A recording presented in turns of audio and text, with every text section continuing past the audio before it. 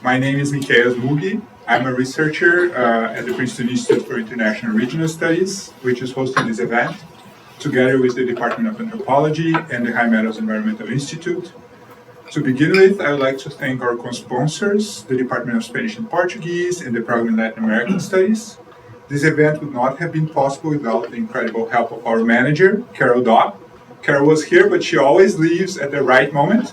But thank you, Carol, for putting this together. We are delighted to have our great friend, Tasso Azevedo, with us today, and look forward to his talk monitoring rainforests worldwide, map biomas across continents. Tasso Azevedo is a Brazilian scientist and social entrepreneur working on the field of forests, sustainability, and climate change. Azevedo is a visiting professional specialist at the Department of Anthropology and the Endlinger Center, and a Brazil Lab affiliate scholar, collaborating with various projects we are developing here at Princeton, including Net Zero Brazil and Indigenizing Conservation. He coordinates Map Biomas, a platform that produces annual land cover and then use maps.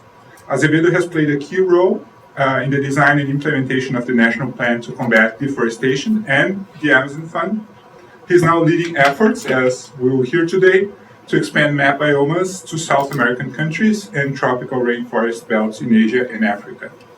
Tasso's new book, O Silêncio da Motosserra, was just published by Companhia das Letras in Brazil. Congratulations, Tasso.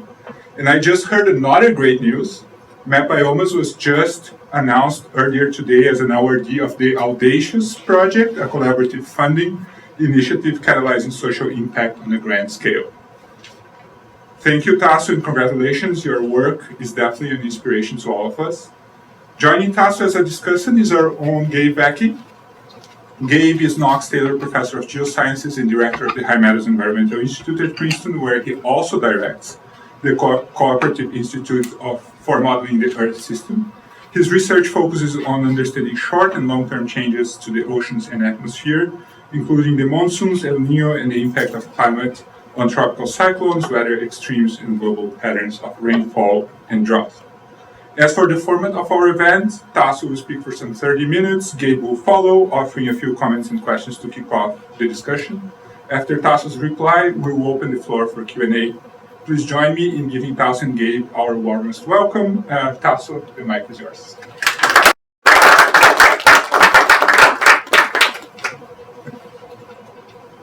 First, I want to thank you for coming today. I know that if I have to pick one day, that would not be the ideal day for you is today, right? Because from what you study, I think that what's happening in Florida is kind of a catchy. So, pretty much anywhere the last few weeks. So thank you so much for being. Well, I will go a little bit fast on some things here, just to have an idea of the things that are coming in mind where we are thinking on this idea of the monitoring not just forests but land use across the tropics and why it's important to do it. This is the kind of the present reality in Brazil. As we say, the things are happening in Brazil so fast in terms of impacts in large scale on climate events that some things that were not common in Brazil 10, 20 years ago. So this is floods in Rio Grande do Sul this year,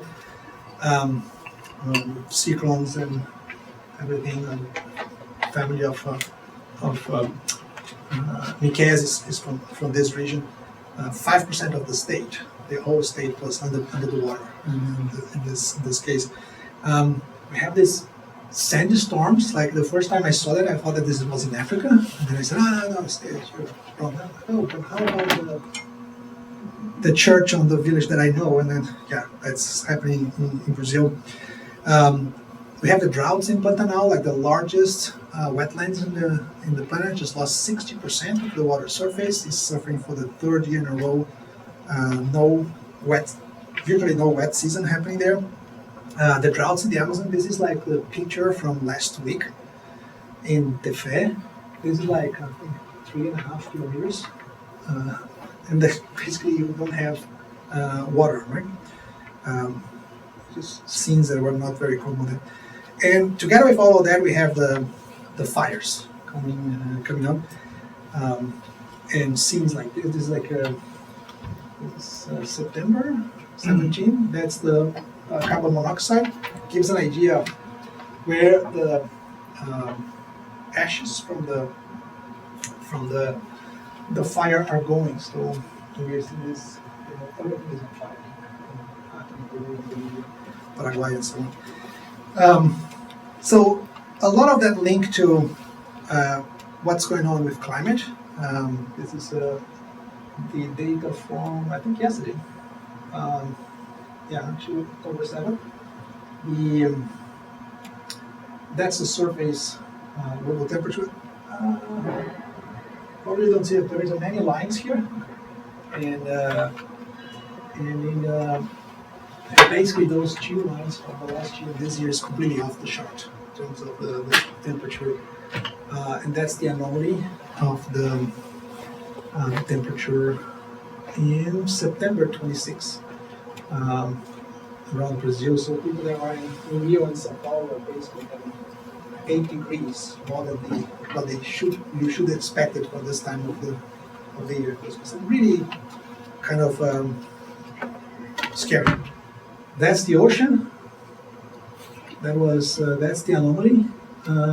Yesterday, right? No, just October 6th, like over the weekend. No?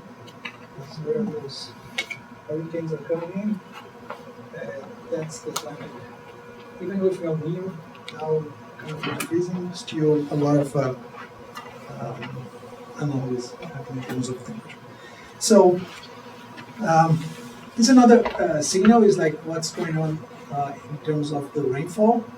We divide Brazil in 5 regions, and except from the southern regions, which is this part here, all the other regions in Brazil are having consistently, month after month, less rain than what we had in the last century.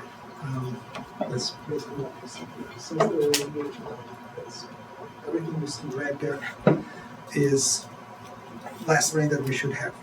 So, this is having. We are starting to see those things now multiplying by the effects that we have locally. That's not just the global change, but the things that are happening in the way we use the land. So just one example here, we have this flux in the Amazon where basically the humidity comes from the ocean, and then we have some rain here, the forests put water in the atmosphere again, in large quantities, 20 million tons a day, and then it moves and then make the storm into the Andes and come down to the Pantanal region. This is where we have these big wetlands. And this movement is getting weaker and weaker as we lose forests in the region. And so when we measure the water surface in Pantanal over the next 36 years, we basically lose 60% of the water, and that's considering also the fluctuation of Pantanal. So it's really like things.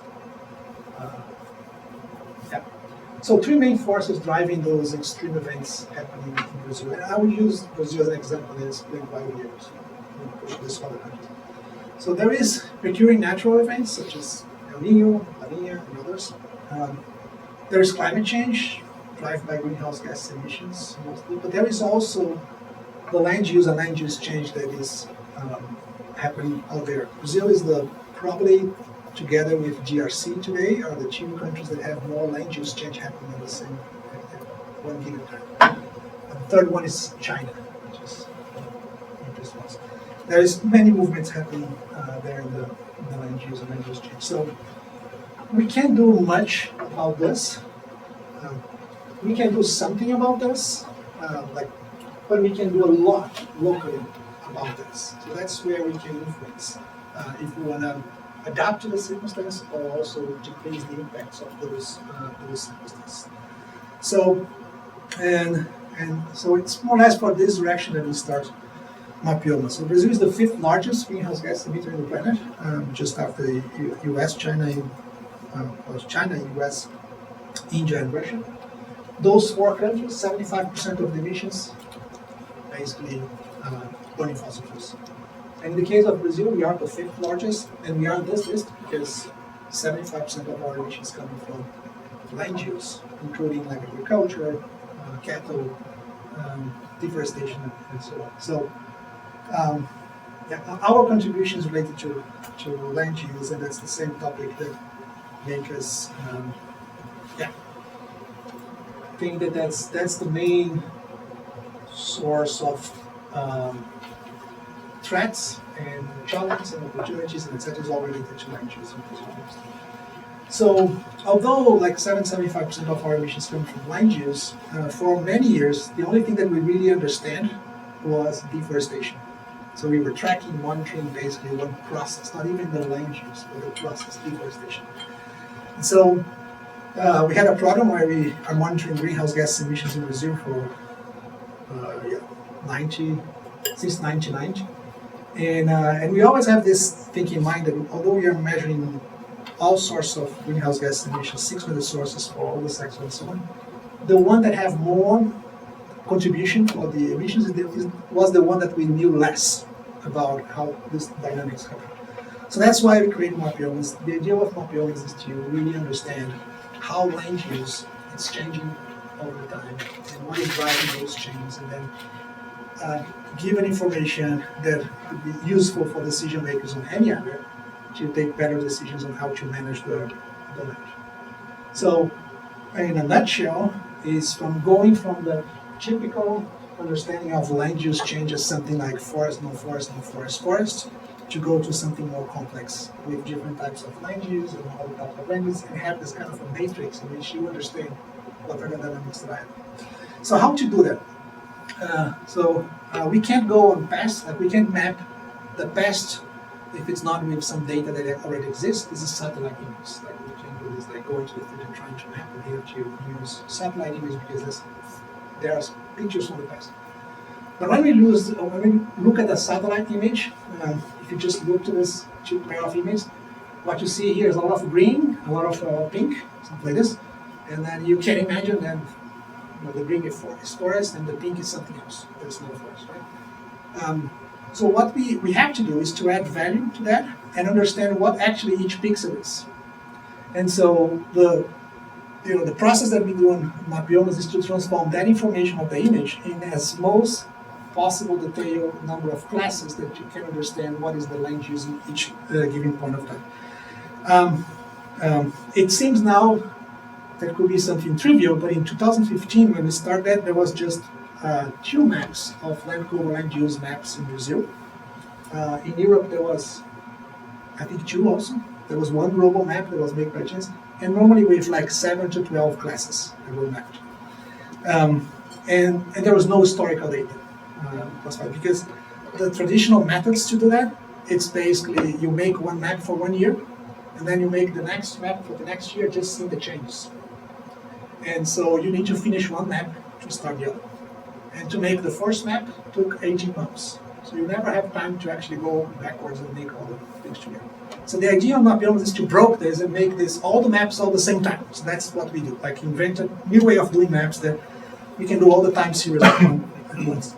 So to just do so, we have an organization, several organizations working together between universities, NGOs, tech startups, small startups, where we work together to combining the abilities and the knowledge of different topics in the region to map the entire country for all as long period as possible.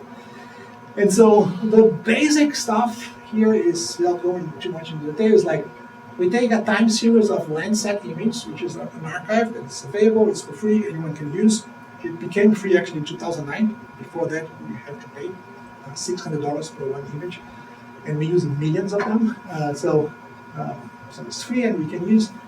And what we do here is that instead of finding on an image, classify an object in the image, and say, for example, look into a picture and say this is a cat, and then you decide a cat. The way we do it is actually to say each pixel, we say if it's a cat or not a cat. And once you put together all the pixels that are cat, then you see the cat. But the idea is so by doing pixel by pixel, then we can have a time series very quickly for each topic. So we do this process pixel by pixel, then we do everything on with machine learning, blah, blah, and process everything on the cloud. That's a very important part of the process because this allows for a collaboration with the diverse number of organizations. So an organization that is in São Paulo has the same ability to make a map than someone that is in Belém or in Altamira or somewhere in the middle of an island. Everybody works with the same infrastructure. So this allows us to have many people collaborating to produce those maps. And the other thing is, this is designed to be an evolving process. So every year, we make all the maps again. And that's why we call this collections. So we make a time series with, let's say, we start with 12 classes. And then next year, I want to separate, for example, the cropland. I want to separate into sugarcane, soybean, and something like that. Okay, now I have more details. I make all the time series again. So every year, we're not just making like a new map. We are actually making the whole collection, everything again, and try to improve. So every year we extend the mapping period. We extend the number of classes and details that we can see on the map, and we always try to improve the accuracy. So we move on with those maps with better accuracy. So we divide ourselves in different.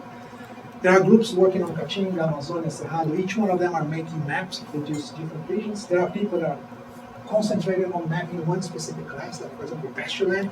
There is a team that just look at pastureland. And once everybody works on their own maps, we stack all of them together and produce an integrated map for the country. So it's a very unusual way of making maps, where everybody's making a piece and then we put together in a puzzle at the end, which is this process decided here. Anyway, so the first time we made those maps was in 2015, the map 7 classes. And this year we launched Collection 9 with 29 classes. So these are the classes of different types of forests, different types of non-forest vegetation, a lot of classes on farming, and then non-vegetated areas and water. So these are the things that you can see on the map. The accuracy is growing over the time. We are in that's probably the best accuracy you can have on land cover land use maps on any product that's out today. The first time we did the map the accuracy was below 70%. So it was like a kind of not useful much. But now it's yeah. Anyway. Okay, so what we do then, like we spend 50% of our time producing a map. But the other thing is spend a lot of time on making those maps available in a way that can be used easily, that can be accessed by many people as possible to create impact. And the reason for that is that in Mapiomas, we don't make any impact directly. The people that make impact is the ones that use the maps. So if we don't make it very easy for them to use, no impact. Right? If there's no impact, nobody's interested in the project, we can multiply, we can do this. So that's I spend a lot of time on kind of having those platforms where people can interact with the data. So everything is free, open to anyone to access, including for business purpose, anyone, government, anyone can use. So basically the platform is a place where you can see the map, you can go year by year and see what's the land use year by year. Yeah, and then I have some different abilities there I'll show you. But the base concept is that you can go in the map on any one of the 9.6 billion pixels that makes Brazil. So each pixel has 30 by 30 meters. And so you can go on any map, click on the pixel, and then you have the history of that pixel. So this particular pixel here in Mato Grosso, in the municipality of Querência, blah, blah, it was forest in 85, in 93 it was converted to pasture, which is yellow. There was an event of fire happening here, and then it stays as pasture until 2013 when it was converted to soybean. It has been soybean since then. So because you have the history of each pixel, it's like you can see this as a cube, where if you pile up all the pixels like this, you can slice on any given time in the time series, and you will have like a map of that period, that moment, right? And so you can do things like this. For example, see the story of any part of the map. You can see the story of how land use is changing and so on. in order to make it easy also for the users that are not like used to use like GIS or things like this, we pre-process all this data in many different types of geographies. Something like this, territories. So for example, we have the data for the country, for each one of the 27 states, all the municipalities, so on, blah, blah, blah, all the settlements, indigenous lands. So for each one of them, you can type in the name, and then you have the whole history, like how this was in the past and how it's in the present, how was changing over the time. So for example, that's the state of Mato Grosso in 85. You could go all the way to the end, and then you will see that in 2022, there's a big difference, right? Almost forest here. And then that's all soybean. This is pasture. And this is what? Xingu part. That's indigenous land. Here's also indigenous land. That's a protected area. So you see that there are some things that are blocking them. Now, but you can go all the way from a state, but you can have also that for every single property in the country. That's that we start this year. So many people that pay on the platform before didn't saw that before. So basically, you just type the code of the property, any property, any one of the 7,700,000 properties in Brazil. You type the code of the property, and then you have the property, the history of the beast. Deforestation happened somewhere here in 97, 2003. A lot of pasture growing, a lot of forests coming down. And you can see any period, understand what's going on each property in Brazil. We don't give the names of the people in the properties because we don't want to get in trouble. But if you have the code of the property, you can actually check. So, for example, banks, they use this code. They send a request on our system with the code of the property, and they receive back, for example, all the information about the land use in the property in the past, present, or for example, yesterday we were having a conversation with Carrefour, the French supermarket, and they are tracking 26,000 properties, and they need to know if they have deforestation after 2020 because of the EU regulation for deforestation zero. And so, again, they send the request for 26,000 properties. We don't know which properties are. They just fill the request, receive all the information, and they can take decisions on whether they will, buy from those properties or not, based on this information. So it's kind of a practical use of it. The other thing it's available on the platform is this thing about comparing a pair of years. So this is one municipality, Sinop, Mato Grosso, that there was a lot of forest in 85 and not so much in 2022. Everything was converted basically for pasture and soybean. You see how soybean was growing, pasture was a little bit stable because probably there was like forest converting pasture into soybean. But there is a tool that allows you to actually compare any pair of years and see what is the change, the specific change that is happening. Because we want to understand change, what is causing that. So here I'm comparing 85 with 2020, and it's showing in red everything that loses natural environment, in green everything that gains like restoration, regeneration. It will be there. But then you want to know what are the specific changes that are happening. And so you can see all those type of Sankey diagrams that shows from what to what, right? So one interesting application of that. For example, in Brazil there is this agreement for the soybean traders that they will not buy soybean for any property that was in the Amazon that was converted after 2008, right?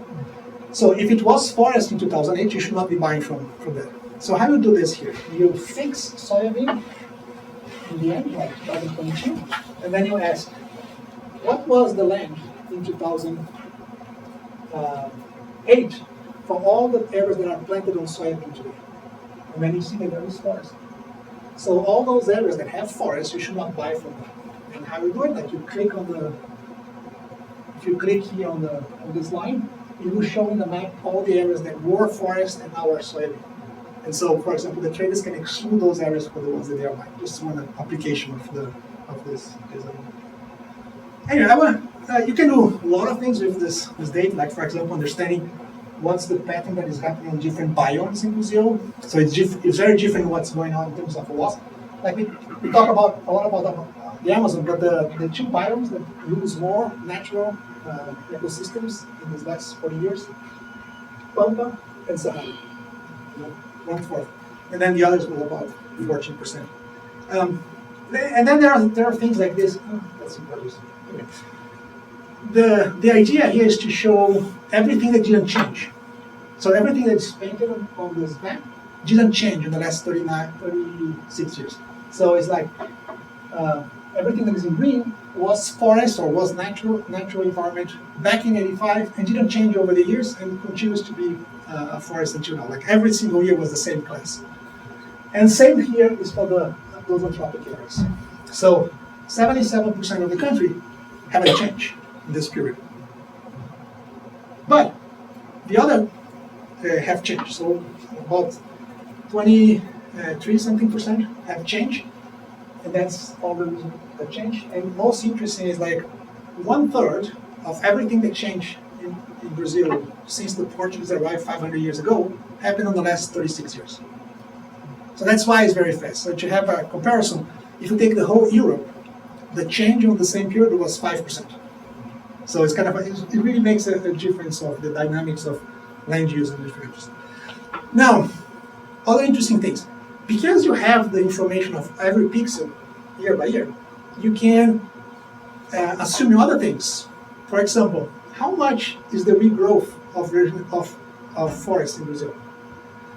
So there is many projects in the world trying to catalog how many regrowth you have. And the idea is like you have someone that will tell you that it's regrowing in some areas or cataloging project. Here or not, we don't know. We're just saying, well, there is forests in places that were not forests before. And whether this is natural or planted doesn't matter. The fact is that it is actually growing. And we can know the age.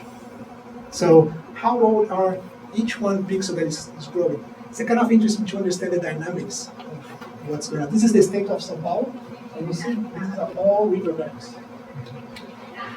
Because of the legislation that obliges you to maintain 30 meters as forest model size. And then gives you a perspective which is like, although 66% of Brazil, or 65% of Brazil, is nature vegetation, that doesn't mean that it's conserved, right? A lot of this is actually secondary vegetation. It's regrowth. It was clear-cut before, it's regrowth. For example, in the Caatinga, 23%. In Pampa, 26%. In the Amazon is the lowest Pampa. Atlantic rainforest, 21% is actually secondary vegetation. And worst, every time we talk about deforestation, when you see like Global Forest Watch or any one of those, when they're talking about deforestation, we are basically talking about primary forest deforestation. And we forget that there is also another type of deforestation, which is the deforestation of whatever is regrowing, right? And it's, if we were counting the deforestation of secondary vegetation, it's the light color here, it's about 1/3 of the total deforestation in Brazil, for example, right? So the rate of deforestation of secondary vegetation, or the regrowth, is 10 times faster than the deforestation of the primary forest. Why it matters? Because we have this goal, right? Brazil has this goal to regrow 12 million hectares. That was our pledge.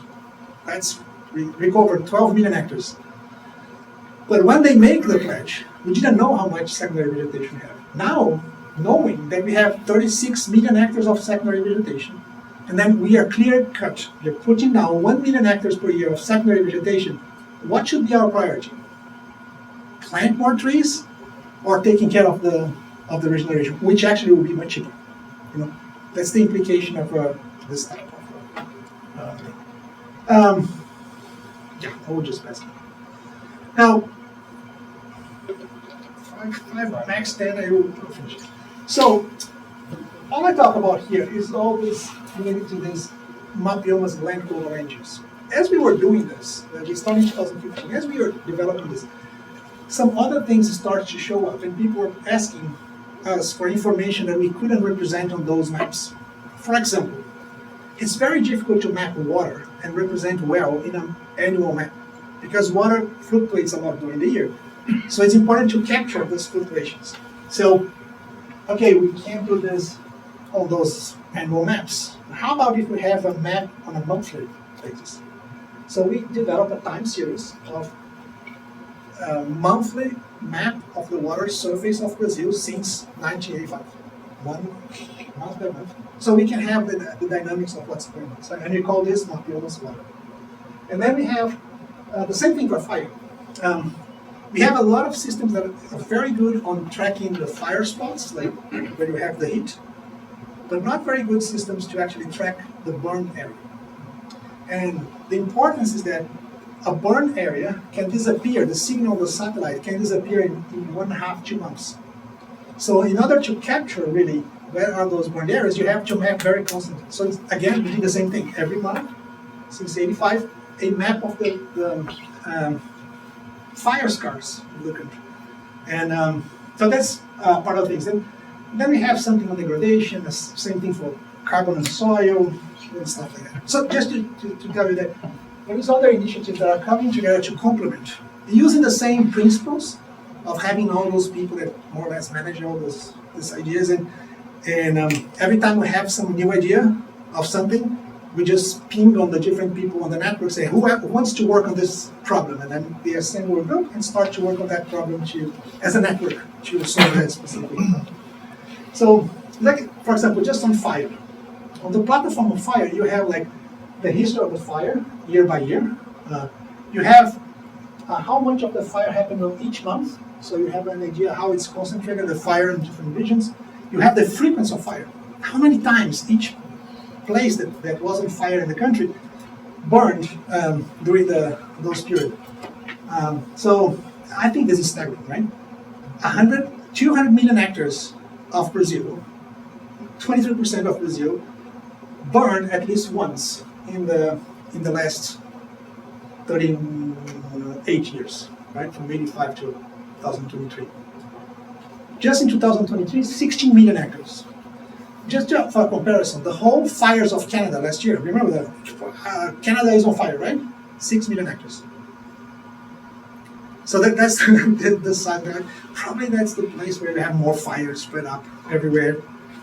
But we were not seeing that this way. So the idea of seeing like the area is very important. 65% of this area that was burnt at twice or more. So it's like, why is this important? If you burn in the Amazon fire is not a natural event. If you have fire in a forest in the Amazon, it takes 12 to 15 years to recover. If it burns again during this period, then the time to recover is about 30 years. And if it burns 3 times, we don't know, because there's no area that we could track that had fire 3 times and have been recovered. So that's the thing. Fire can also mean degradation. So the forests lose the ability to have the functions that we need them to do this. There's another interesting thing is that what actually get on fire? It's not just like all forest fire, right? So about like over all this period, 68% of the fire was in native vegetation, but 31% was in anthropic areas. But guess what? We're just finalizing this study now. I actually have to revise the data tonight. About 50% of the fire, it starts on the anthropic areas and escapes from here. So this is like a consequence of what's happening here. And so it's all anthropic fire. Anyway, I'll just pass here. That's who owns the land that caught on fire. 60% of the fire is actually in private lands. And if you count also settlements, it's 69.70%. Then we have the water. And the water is the same thing, like to map the water and the trends on the water surface over time. So not just map the quantity, but we also make those maps that allows you to see over time what are the areas that are losing, the pixels that are losing water, and the pixels that maintain water, and the pixels that eventually gain water. In this case, in Pantanal, there is no gain. So, yeah. And this is the trends. What is the trends on the different watersheds in Brazil in terms of losing or gaining water? I like this example here. This is Araguaia and Tocantins. It's 2 rivers that make one water basin, and there was a political decision taken in 2003 then one of the rivers will have dams, and the other river will be free flow. And then basically that's the river with the dams, so you have an increase in the water surface, but all the natural streams, it's losing water. So if you look at, in general, like water streams or natural water streams are disappearing or shrinking, and then the only thing that maintain or increase is where you have dams. And we also classify every single piece of water in Brazil into man-made, anthropic, or natural. So you can see this over the time. Most important, that's the trend in Brazil. Like this is the, I think this line is the historical average for the whole time series of water surface. And that's, after the year 2000, basically we're on the negative side in terms of water. And that's, Brazil is the country that has more fresh water. Well, maybe change. Okay, just to finish, because Michael will spend. So I want to give you two examples of like things that are very practical in the use of the data. Because at the end, the only thing that matters for us is like someone is using this to do some impact, right?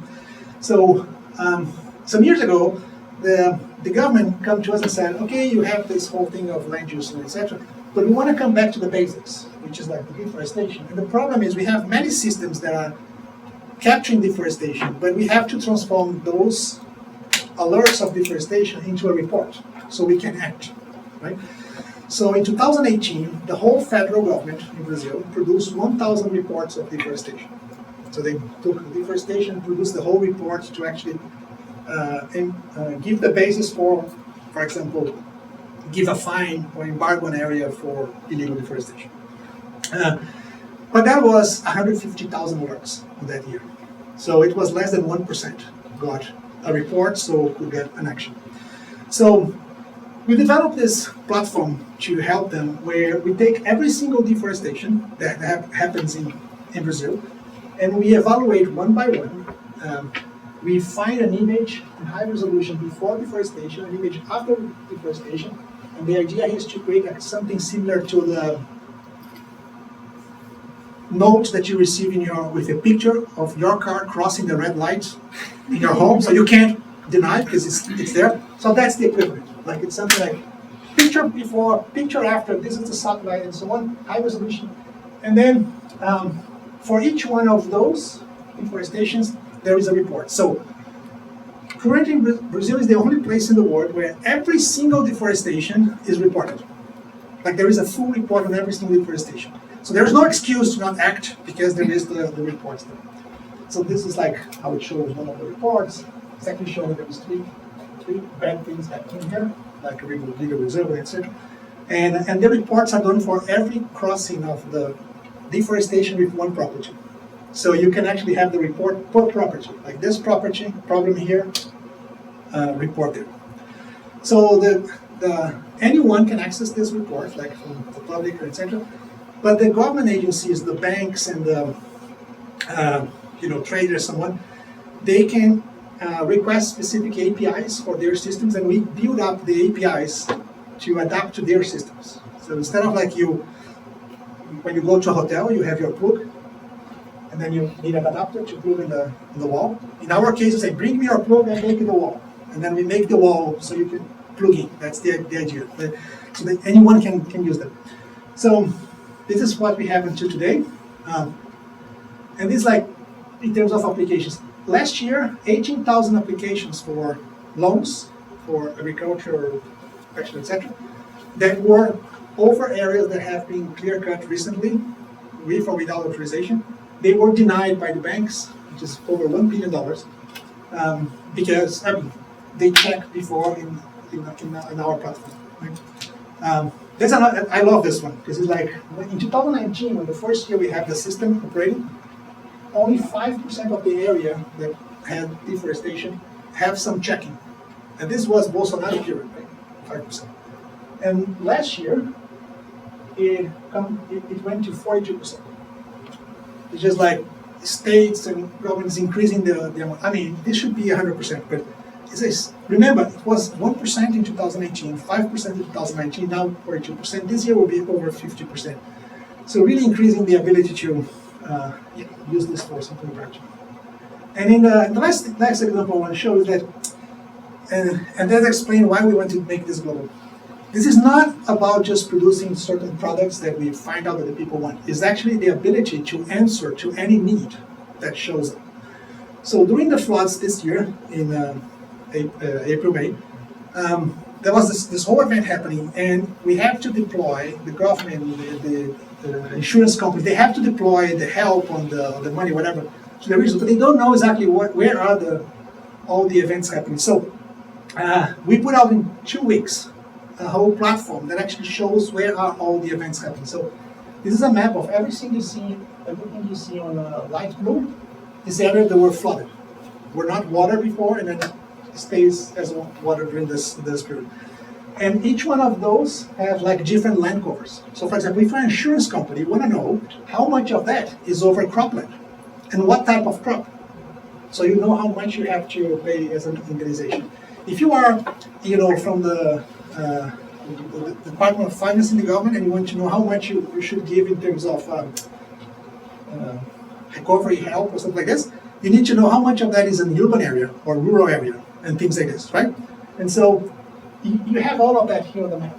That was produced in 2 weeks, not just because we're doing magic, just because there were so many people involved with the project. They could actually, each one put in 1-2 hours a day.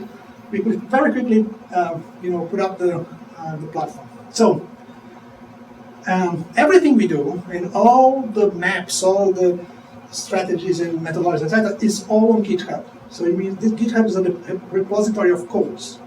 So anyone can take any piece of the code and produce the same thing we do. And then you can also download all the maps and etc. And so over the years, we start to talking with different groups and organizations in other countries. We start to spread this model to other regions. And so today, Mapiomas is in 14 countries, all countries in South America and Indonesia. My friend Chris's helped to set up. In every country, there is another group of organizations doing all the maps and the work. So it's not about like, I don't do any map in Paraguay or Argentina. I don't know anything about that, right? I don't even know what is important to them. Like in Indonesia, they don't care about pasture. They don't care about soybean, but they care about palm oil. And that's their priority. So from what you have to map and how to address, how to publish the data, how to promote the user, etc., it's all very local. So the idea here is to make this grow and globalize, not by having a big brother that does everything, but you have a platform in which any one of the countries could plug in and use the same ideas. So this is like, today we have over 100 institutions in those 14 countries, more than 400 people involved on the maps. And the thing that, and every country has their own platform for the mapping and showing, etc. And that's our mission today, is build local capacity in each tropical country to generate land use land global data based on remote sensing that is useful, update, accurate, and relevant for the local context, can be used by decision makers, for sustainable land use, etc. So, and that's all about the tech foundations that was announced today. That was a process that we stayed for 1 year. And basically is a big plan, very ambitious plan, to bring Mapiomas with this concept to the countries, it will be 22 countries that holds 70% of the tropical forest. And so, but we are mapping the whole thing, all the land use, etc., including the forest, but the whole thing. And also to implement that alert system, the one that makes the reports, on the 6 countries that respond for 75% of the deforestation. So Brazil, Indonesia is starting this year. Hopefully by the end of the year we'll start there. Peru, we're starting the training there. Bolivia next year, Colombia next year, and Congo GRC is a place where we want to go. We have to talk about it because we don't know anything about Africa, and in order to have that, we have to find the local partners in Africa. And that's the map of our priorities. If you know anybody for this, Congo, first priority, Mexico, India, next one, Malaysia, Papua New Guinea. Those are the countries that we want to find partners to do it. And that's it.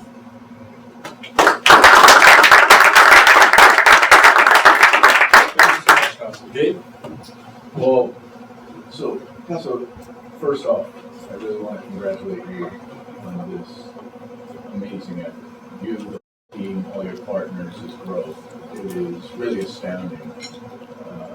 The sort of not just the work, and I'm going to let you stand up there. If you don't mind, or sit there and we can talk. I won't have any prepared remarks, and after seeing this, any of the remarks I would have prepared would have been blown away.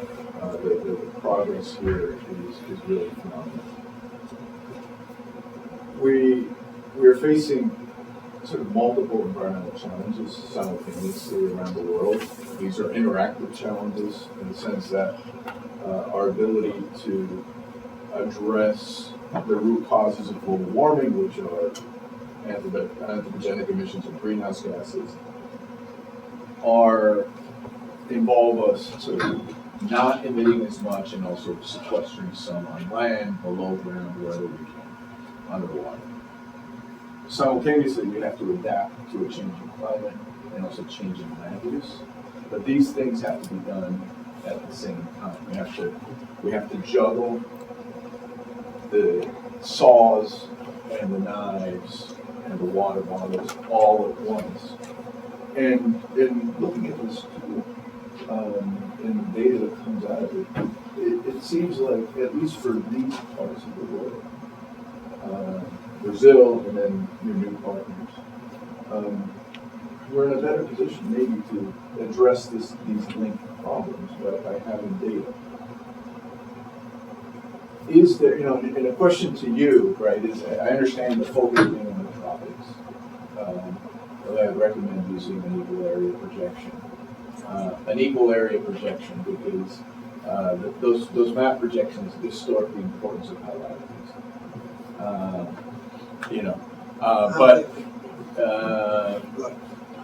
but most of the world is in the tropics by land mass and by population. But is just as a question, I know that you're explaining this and you've just shown this great stuff, and I'm going to ask you to do more, and you can say no. But is there something intrinsically tropical to this process, or could you imagine something like this being applied in the United States and Canada, where you mentioned fires? One of the big challenges in North America is mapping fire.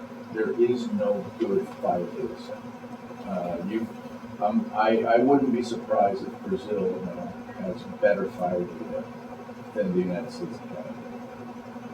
Is there something intrinsically tropical to what we're doing? I think originally it was that. This topic is important enough in our case because there is a lot of changing happening, and we depend a lot on the land management for everything. Like in Brazil, economy is tied to land, etc. So I think that the reason we start for that is because that was like the place where we was it. On the beginning, there was also this assumption that if this was important in developed countries, they would be doing it.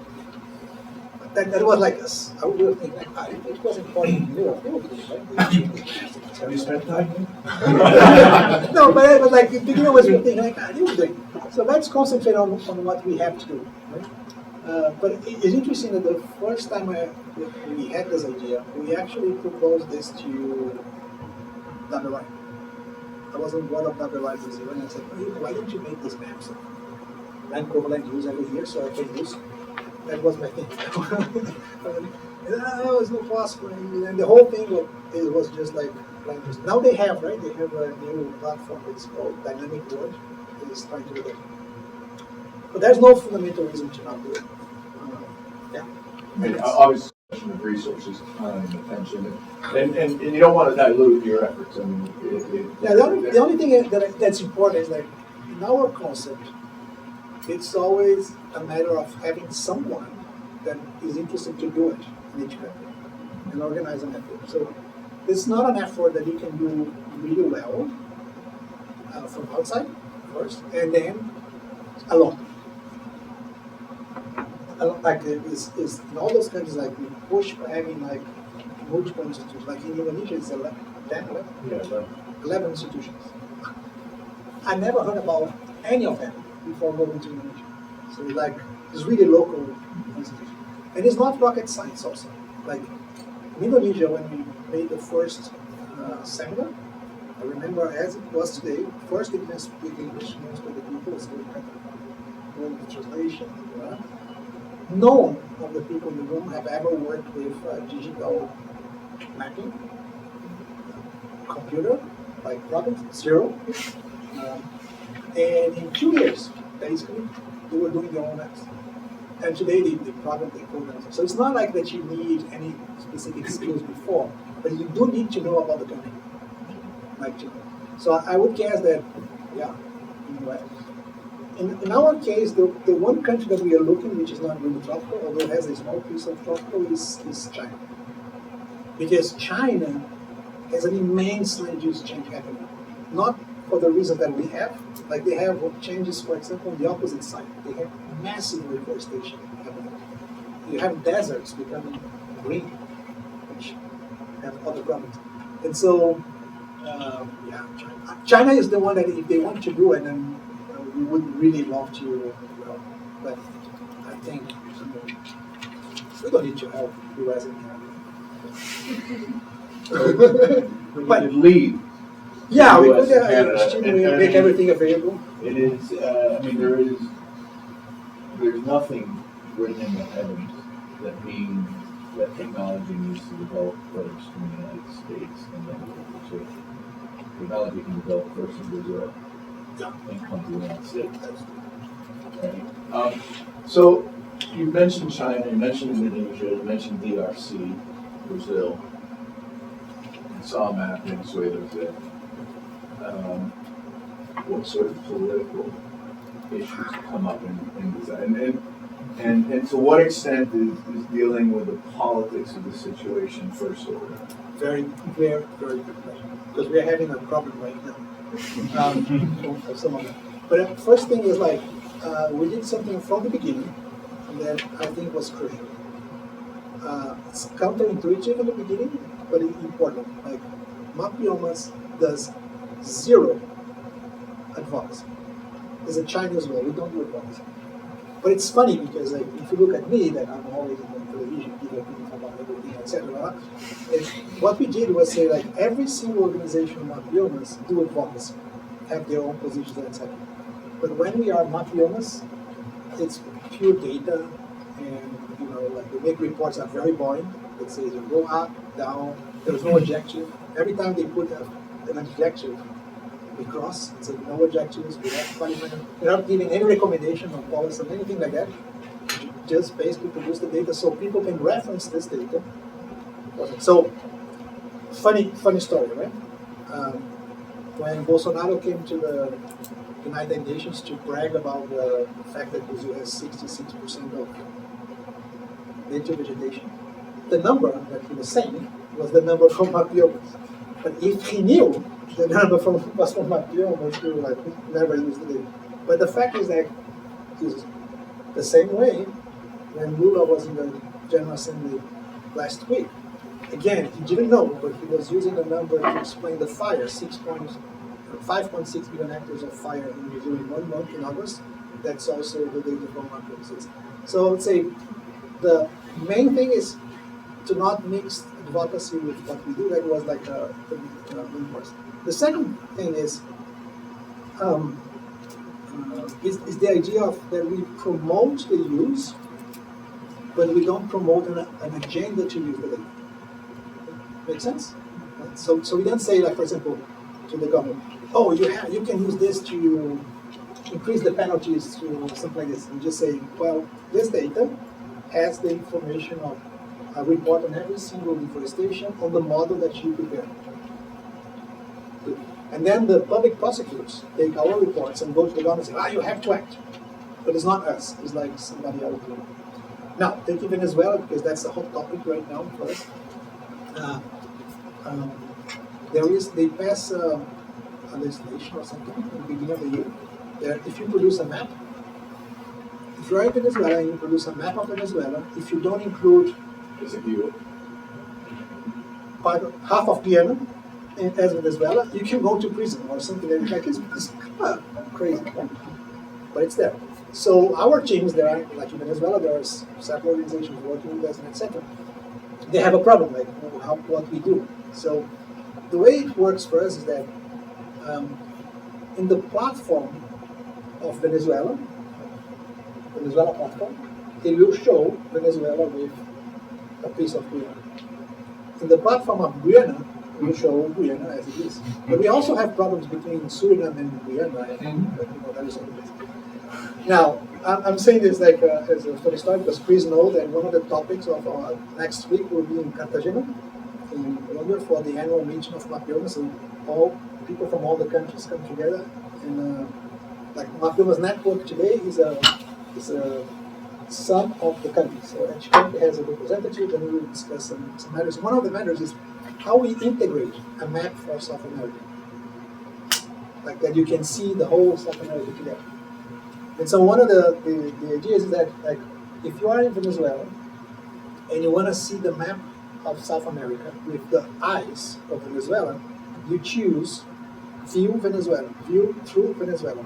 And then it will show the division of the countries, as it is for Venezuela. It will show the classes, like the whole map will be with the classes of Venezuela.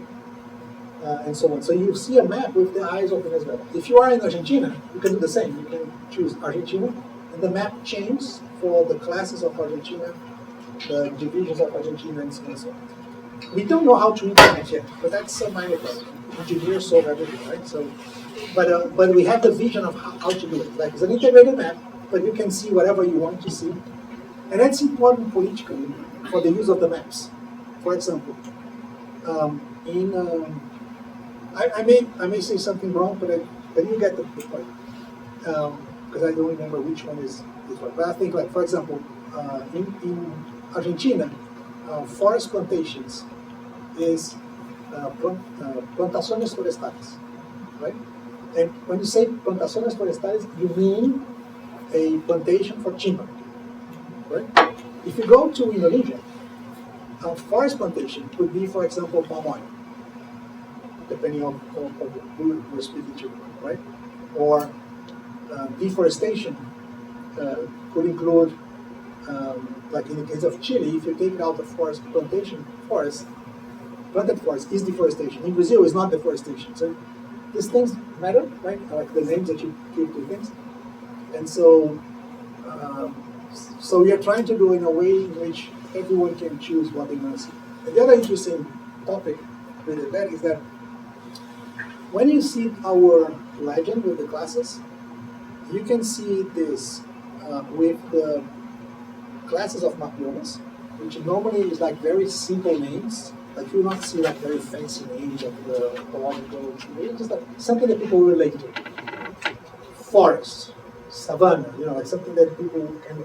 And then we have a kind of a description of the legend that we explain precisely what is inside of each class, right? And then you can translate those classes into FAO categories.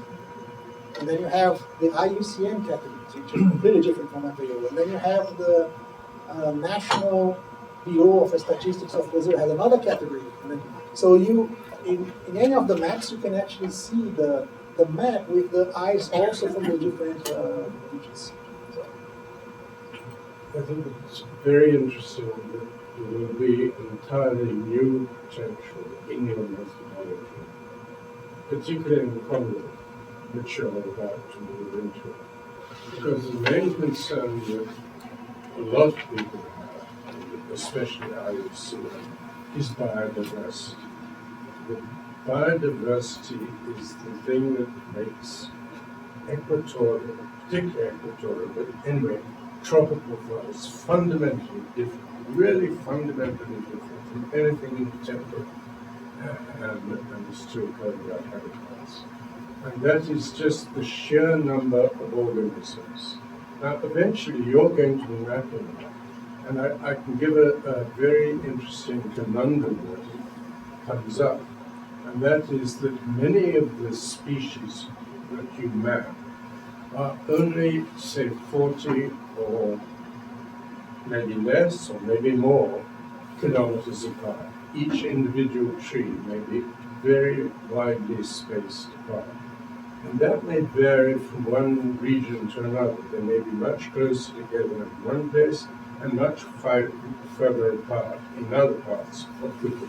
Let's talk about Congo. And if you're concerned about biodiversity, some of these species may be immediately valuable, like a really big timber tree. Now, what is happening is that people, the loggers, are sending individuals in, or they're using drones to identify where the particularly big, valuable trees are. Trees which have a base which is certainly getting on for 3/4 of this table. So you've got a huge mass of timber. They want that. And they're able to, because they're so big and so powerful in Congo, they can make a road in a matter of weeks and get that big timber out. I've been into a national park. I've seen a tree of unbelievable dimensions.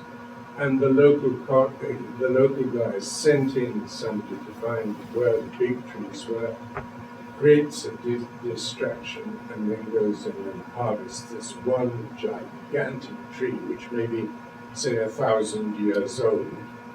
Now, this is going to be a new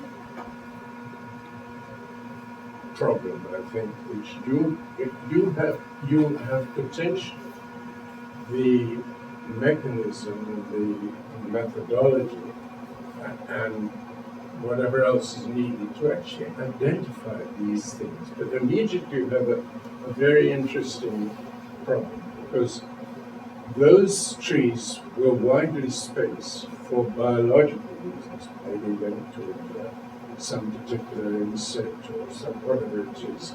So you have a one set of factors which give you the distribution of these widely displaced but very valuable items.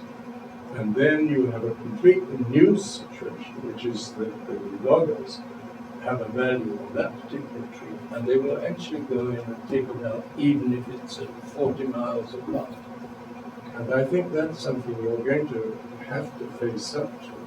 And it's a very interesting one for you to actually differentiate between the natural spacing of species. And this applies to not just timber trees, but to a whole range of organisms. With, And you got the means to do that.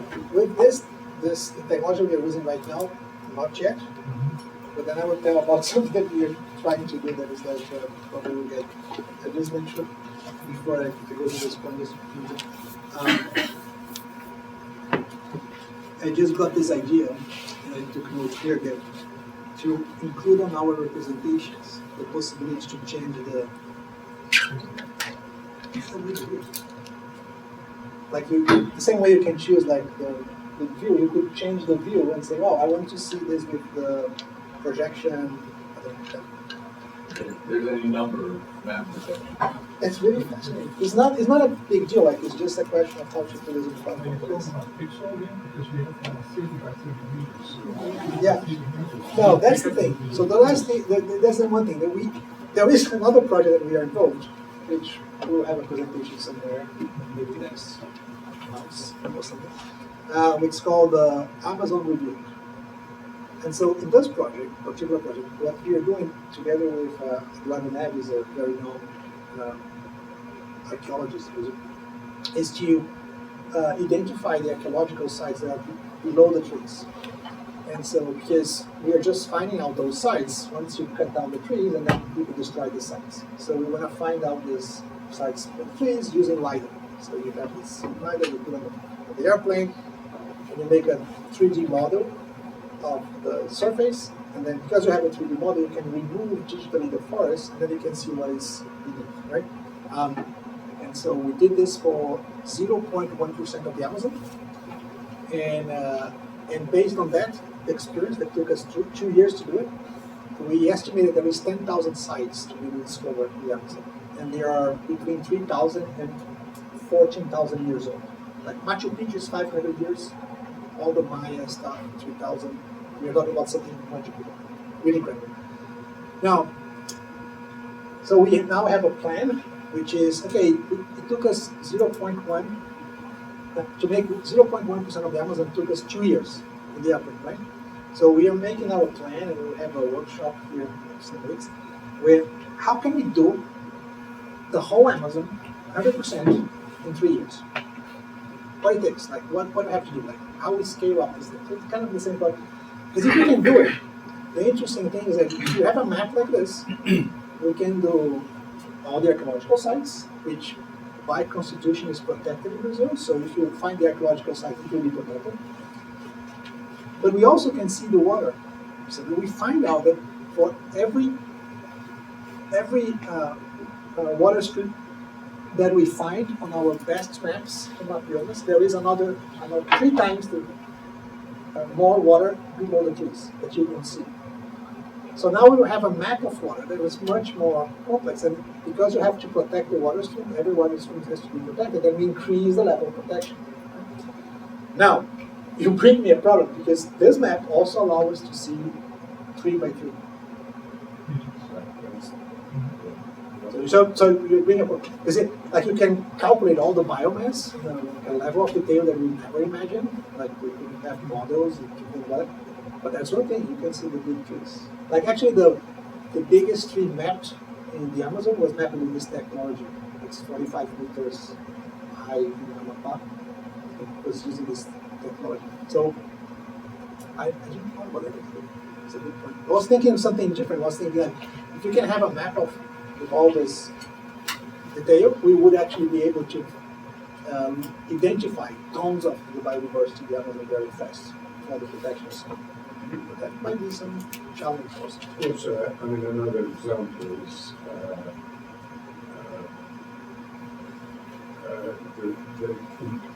the meat that is coming out of the forest can now be mapped. What species and what animals are being destroyed? How many gorillas are being eaten in Botswana or somewhere else? That's How many gorillas, how many chimpanzees are finding their way into the city for diners? I mean, there are lots of really interesting things that your technology is going to be able to identify and actually potentially let us control or have an impact on these extraordinary dimensions that are there. Another gap have to go in. Yeah, I do need to go away.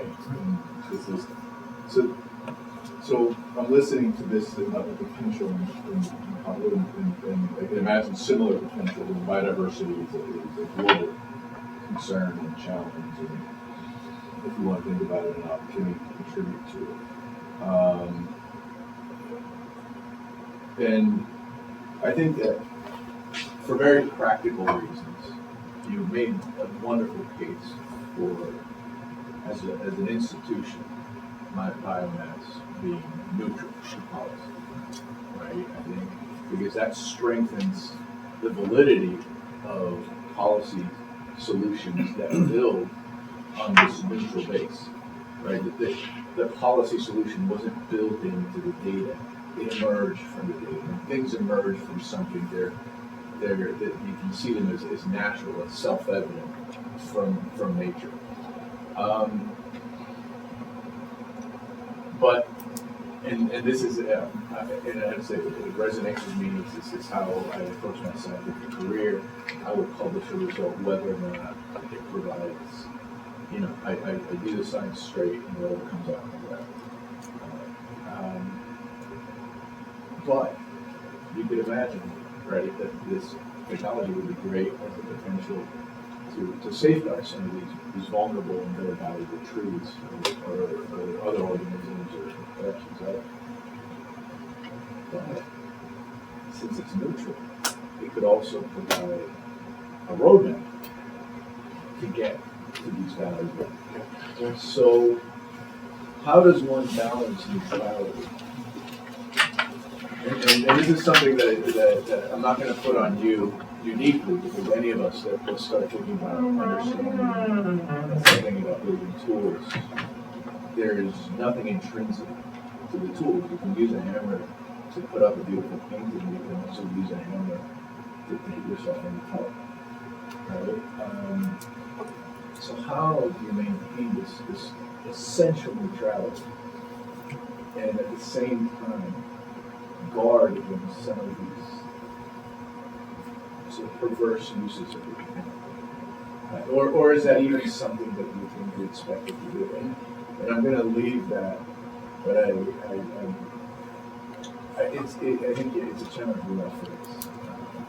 And it may be the way to do it, right, is to have dispassionate but honest users of the data on the other end.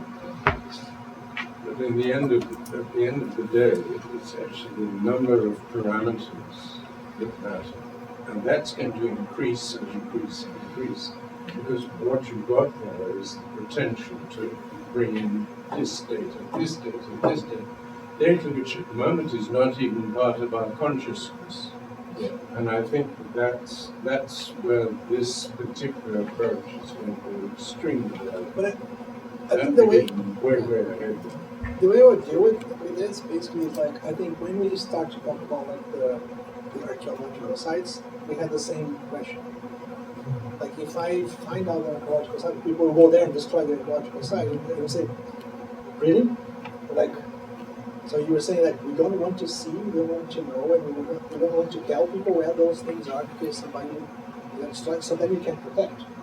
But if you really want to protect, you have to highlight those things. So I would think my head here is thinking like, okay, if I put this on the map, and if I have a map with the giant trees or the everything, how can I turn this on the opposite way? Like we put so much light on that makes no sense. But somebody will go there specifically for that tree because it would be a nightmare. Because you have to bring this to kind of sawmill, and the sawmill will have the, some kind of a mechanism to check there. So I think probably we have to find a way which kind of, the same way we don't put the names of the people on the properties. Like we could, but we don't do it because we don't think that this is like really having something right. I think it's a fair question. Very classic of this is rhinoceros horns. People are using scientific publications in order to find where the last rhinos are. Because there's so much money to be made out of one rhinoceros horn. They'll even find their way into the underground rooms of a museum in order to steal rhinoceros horns which were collected 100 years ago in Gabon or somewhere like that.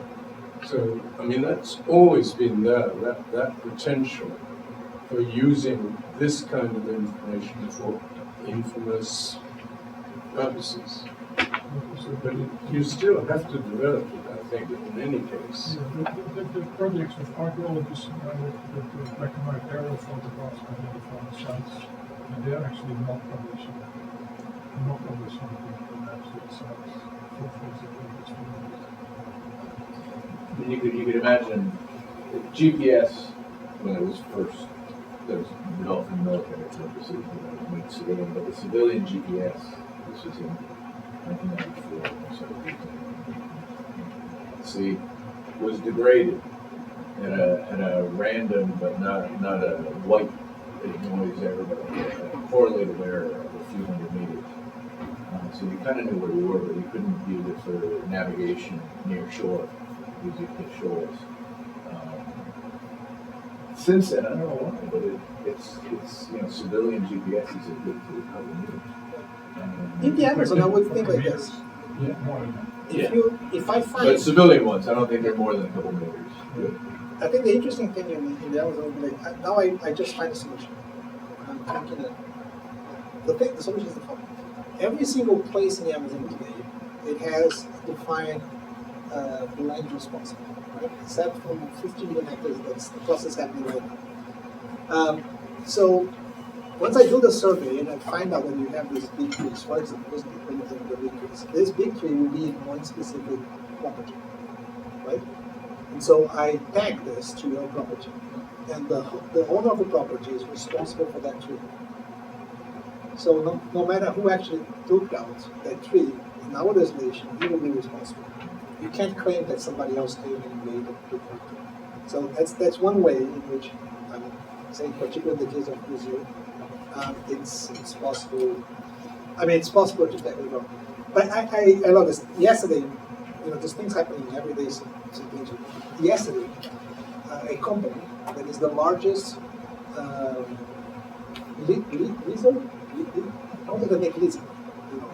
leasing company, the largest leasing company for heavy equipment in Brazil, called me and they want to have a conversation. We started having this conversation, and basically, they have all this machinery, like harvesters and tractors and bulldozers and so on, and they have a tracking system for every single machine they have.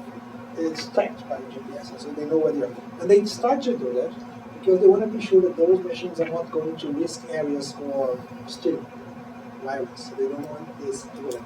And so they promised that